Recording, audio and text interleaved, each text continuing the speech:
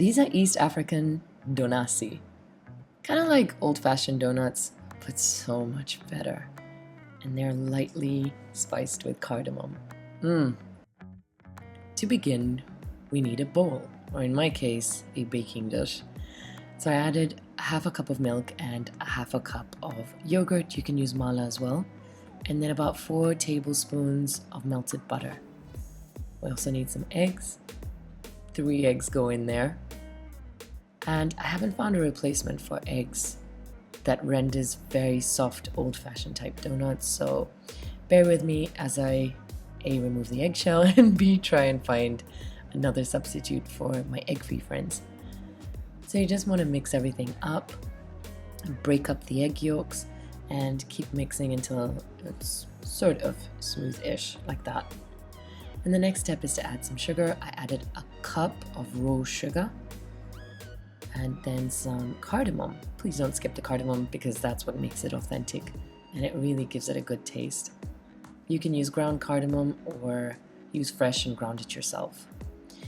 I'm adding baking powder, a lot of it. Please don't be surprised, it really helps make it soft. So I added about 3.5, say 4 teaspoons.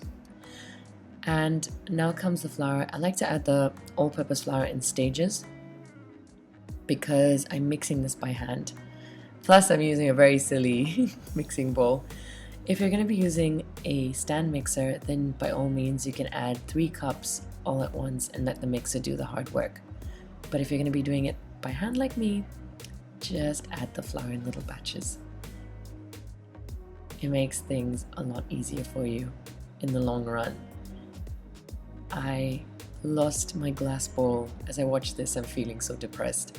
I'd made hummus and the whole bowl fell down with my hummus and shattered into 1,000 pieces. My heart shattered with it because, well, I'd made a really good hummus. Anyway, once you've mixed your dough and it's kind of come together, you want to just cover it and then set it in the fridge for 1 to 2 hours. I left it for about 2 hours because I had to go and run and do some errands. And this just kind of lets the glutens rest and settle and calm the hell down. Oh yeah. Please don't throw away the cling film. Let's try and reuse. It'll have some moisture on it, so it's not going to be super sticky, so you can fold it and set it aside and use it as we go along. Okay, now you want to bring the dough together while it's still in the bowl, and then with some magic, bring a baking sheet. Add some flour to your baking sheet, and then bring your beautiful dough. It looks so nice and smooth now. God, I hate when this happens with the baking sheet. Like you're trying to work and it just won't let you prosper. Anyway, folding the sides like this helps keep all those pesky sides down. Now I've put the side with the seams upwards and the smooth side down. This way I can really work on the dough and see where I need to smooth out so that you don't have any open seams anywhere, or you can reduce them rather.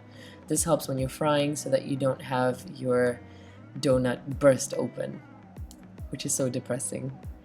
You want to then roll it out to about 1/2 inch and then grab your cutter, or you can even use a glass. Okay, there's nothing wrong with that. I don't have one of those fancy cutters. If you feel like it's sticking though, quick tip, you can just dust it lightly with some flour and then keep going. You'll find it'll be a lot easier to cut out the shapes this way. The egg does make the dough quite sticky, I have to add. And that's it. So you just need to keep dusting, cutting in that fashion. And then I like to freeze the dough that I take out now and I use later. So then we're gonna go around the house and look for something else with a smaller circle. By the way, moms, those little cups for medicine, to give your kids medicine, they work great as well. And then once you've cut the shapes, just cover it and heat your oil. Use that cling film we'd saved earlier. And then add them to your hot oil. Make sure the oil's not too hot. You want it to be medium to low because again, if it's too hot, they will burst open. And you want to cook these low and slow. So you'll see they're not browning as fast. So take your time here, hang out there, enjoy the process because you're gonna get some awesome donasi after this. So I like the color there and I usually stop around there. Once your donasi have cooled completely, you can then dunk them in some icing sugar, which just makes them so good. They are so incredible. And the only thing I really don't like about this is the fact that they are consumed so fast. And you're like, maze, like all the effort I just did and they're gone. I hope you enjoyed this tutorial, and I'll catch you guys in the next video.